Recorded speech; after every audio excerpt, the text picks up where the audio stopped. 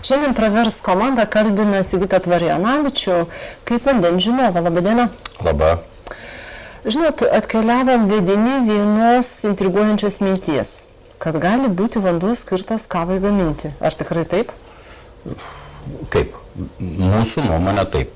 Mūsų nuomonė. Tada kyla klausimas, tai kiek tų vandens rūšių gali būti? Begalė.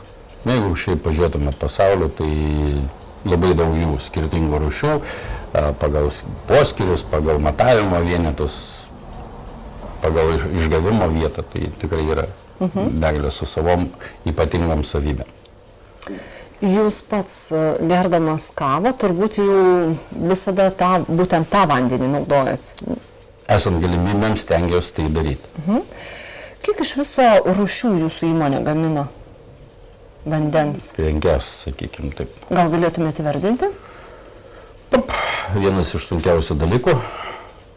Ne dėl to, kad nežinočiau, dėl to, kad pasimatuojant tiek, kiek mes turim tų prototipų, kiek esam ruošę, atlikę bandymų, kaip pasiekti tam tikrą vienos ar kitos problemos sprendimui atrasti vandenį. Nes, kaip žinom, visą tai kiekvienas daiktas turi paskirti tam tikram dalykui, tam tikrų laiko. Tai vat, jeigu kalbam apie kavos arbatos vandenį, tai jis ir yra, tas vienas iš tos rūšies yra tai, kad jis turi labai, labai mažą mineralizaciją, kas negadina nei kavos aparatų, nei kitų, tam yra kas ir lygintuvam naudoja šitą vandenį.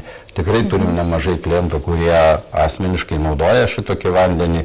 Tiesiog jie turi savo, kaip pavadinti, prioritetus, vertinimo kriterijus, savo žinias ir jie tikrai turim tokių klientų, kurie, pavadinkim taip, atvežus vandenį, anksčiau, kol nebuvo rinkoje skirtingos spalvos kamštelių, jie netgi tikrindavo, ar tikrai tai yra vanduo tokios rūšies, tada matuodavo. Bet tai čia, žinot, kiekvieno žmogaus poreikis, suvokimas. Tai va, tai ir išim to. Gaminam šitą vandenį ir vėlgi kalbant apie tai, kad mažesnė mineralizacija leidžia, vanduo yra šiek tiek, sakykime, aštresnio skonio, nes jis neturi tų druskų, kurios teikia poskonį. Tai va čia yra tai, kad tas vanduo tada daugiau absorbuoja tų ir aromatinių medžiagų, mineralinių medžiagų į savį, nes, pavyzdžiui, jūs kavos tirščių nevalgot, arba žolių irgi nelabai, kad galėtumėt paimti. Tai reiškia, visą tai vanduo įsisavina daugiau paima į save, atskleidžia taip pavadinti. Kavai. Dabar jūs turi dar klasikinį vandenį. Taip. Tai yra produktas vėlgi nedidelės mineralizacijos, kuris skirtas kiekvienai dienai. Bet aš noriu pasakyti vieną dalyką iš karto, kad tai yra mano asmeninis požiūris dėl mineralizacijos. Aš tai galėčiau vėlgi pasakoti savo gyvenimo istoriją, dėl ko tai atėjo, kad šiandien dienai mano sveikatos, vadinkim taip, judėjimo organų, atraminių sąnarių yra žymiai geresnis negu kai man buvo 25 metai. Ir kas tada buvo su jūsų sąnarys? Aš gyvenau tokiai vietoj, kur šuliny vandens mineralizacija, jeigu konkrečiai man kalcio magnį buvo labai didelė, ten tiesiog vardavau gaminamasis kavą, arbatą, tai ten nuosėdos, taip toliau čia. Mano vyras susidūrė žmonės su to.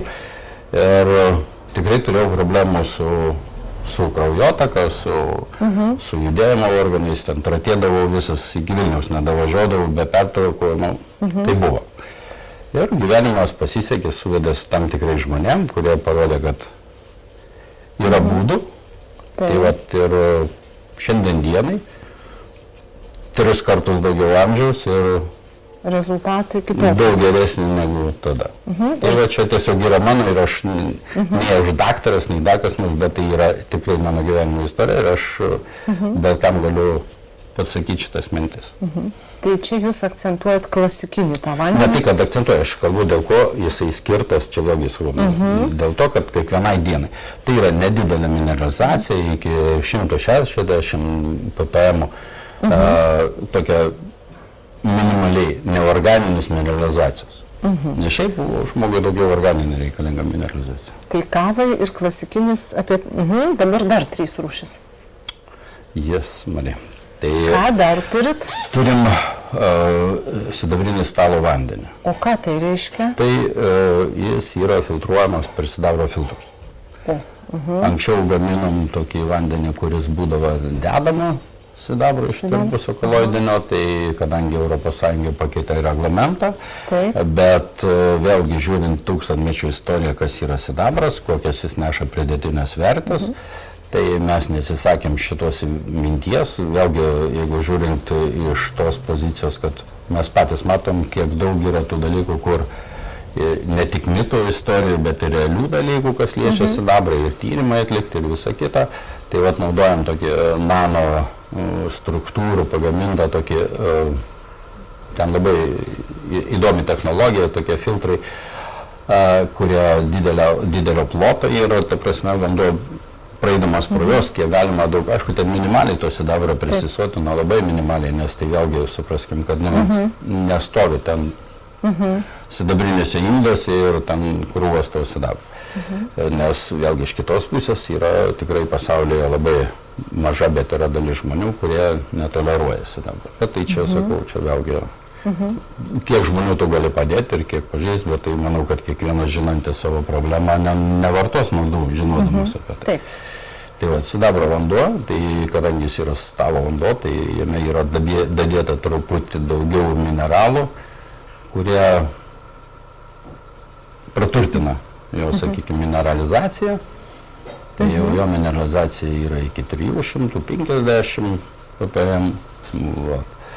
Toliau turim šarminį jonizuotą vandenį, kuris vėlgi, jeigu taip jau, kaip pasakyti, apie grįžimus dažnai užduoda klausimą, kiek jis galioja kaip šarminis vanduo. Jeigu konkrečiai kaip šarminis, tai jis toks, koks yra, toks ir yra. Tikrai turim tyrimą, eilę metų stovės tas vanduo, jis praktiškai beveik nekinta ta mineralizacija, nes gamybos metu vanduo skiriamas į dvi rūšis, du srautus. Tai jau koks jis atsistoja tuo momentu, toks ir atsistoja. Jeigu kalbėt konkrečiau apie šarminį vandenį, tai... Jo paskirtis? Čia labai daug būtų už, labai daug prieš, kiekvieną savo, tik tai aš noriu pasakyti, kad didelios, čia vat vėl iš to einant, kad didelios mineralizacijos vandenį aš nekam nerekomenduoju vartoti pastoviai. Bet vėlgi čia aš tik iš savos pozicijos galiu tai pasakyti. Tai yra vėlgi vienas iš sprendimo būdų, tai ko kam reikia žmogui. Tai vat ir tas vanduo ir yra toks šarminis. Tai, taip. Ir dar viena rūšis? Penktoji. Penktoji, tai yra,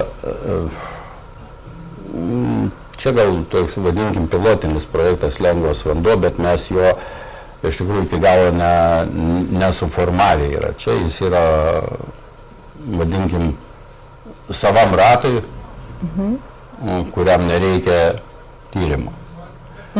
Ta prasme, mes jį gaminam pagal, turim įrenginį, vieną iš mūsų partnerių, ir gaminam pagal šito mūsų verslo partnerio užsakymą šitą vandenį.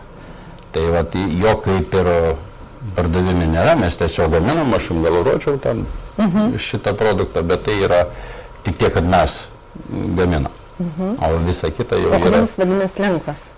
Oi, čia labai daug pasakų, ten yra pakeista vandenilio izotopų struktūra, sumažintas deuterio kiekis.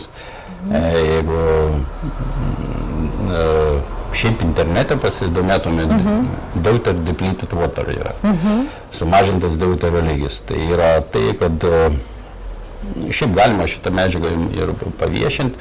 Tikrai kas domi žino, kad šiaip jeigu kalbėti apie bendrai mūsų regione apie 120-140 ppm yra deuterio tų sunkio vandenilio izotopų, tai po mūsų įrenginiu jo lieka tenai apie 70. Tai dabar paprastiems žmonėms išvertus pasiekmė, ta paskirtis kokia būtų to lengvo vandens?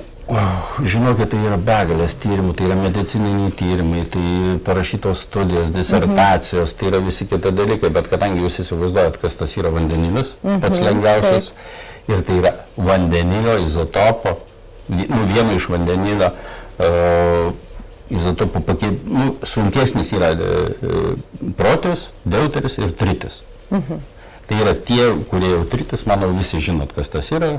Jau radiacija, taip toliau, ten yra pavojus.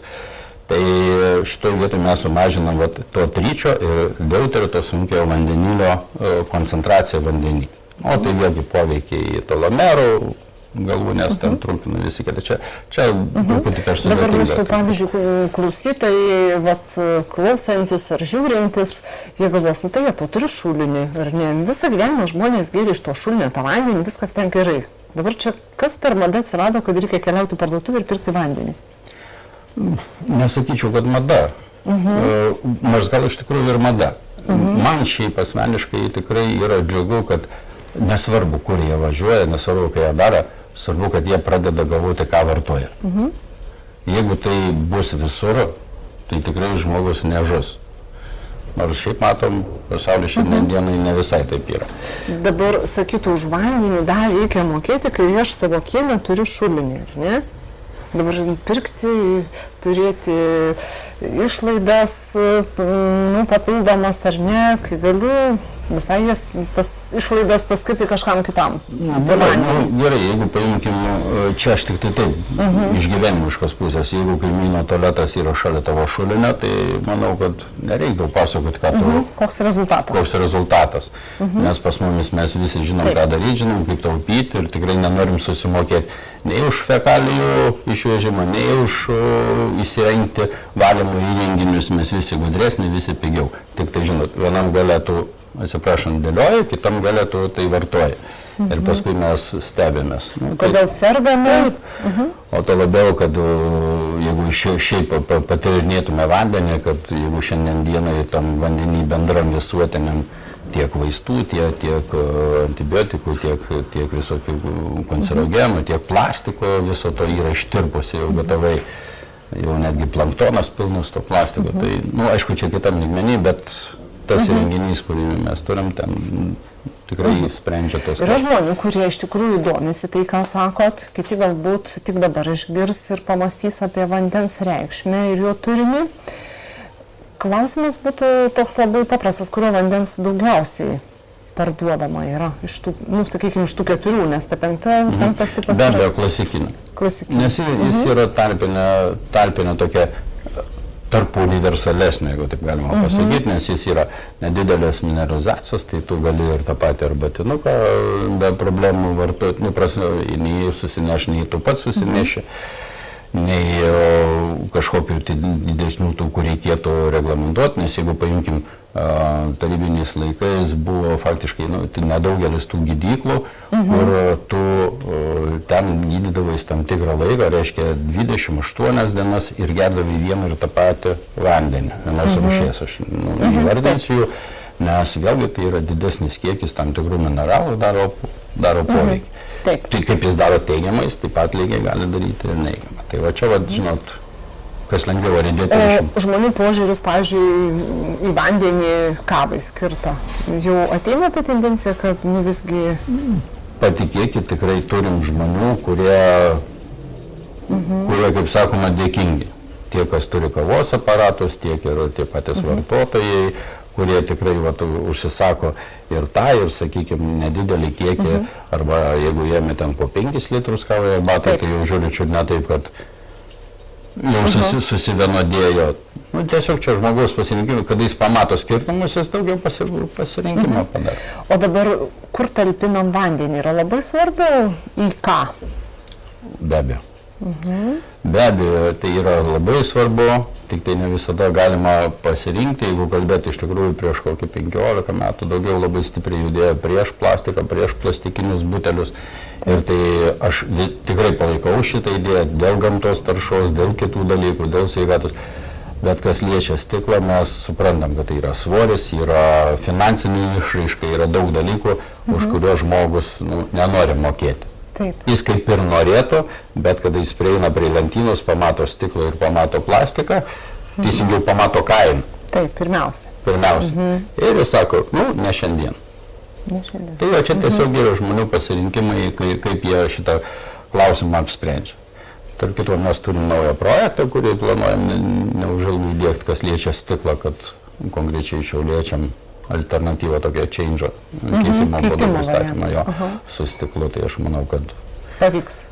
Manau, kad pavyks ir tiem, kurie domisi ekologiją, kurie prijaučia gamtai, manau, kad mes tą klausimą padėsim spręsti ir jie, nes ten turėtų būti ir kainos kaštai tokie artimesni.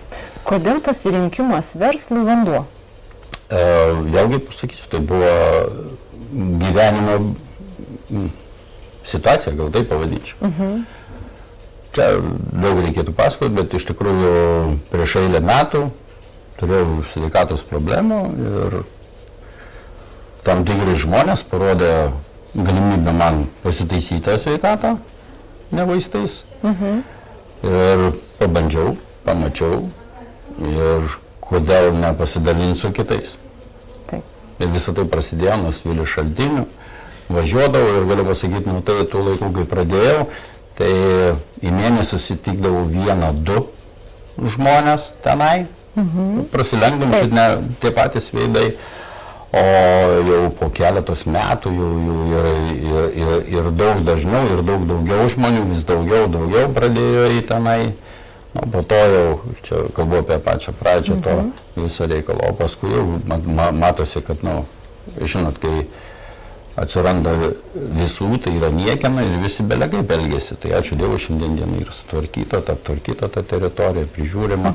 Va, tai išėjo iš to, kad reikia ir man galvoti apie tai, kaip aš galėčiau naudoti kažkokį tai produktą, kuris panašiai atitiktų tuos reikalavimus, kurio buvo nušviesti tų žmonių, kurie man padėjo. Tai va, iš to ir susidėlioja tai, kad vanduo yra kaip ir vienas iš pagrindinių dalykų žmogaus sveikatai.